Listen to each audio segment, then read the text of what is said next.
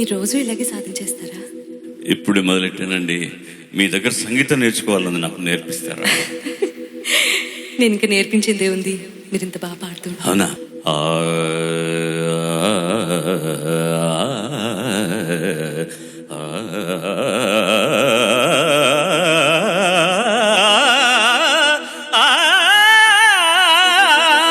గాలికి కులమేది,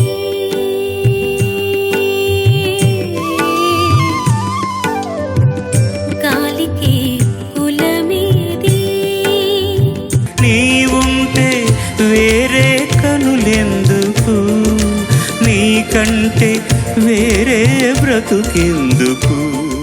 నిన్ను చూడక నేనుండలేను, ఈ జన్మలో మరి ఆ జన్మలో.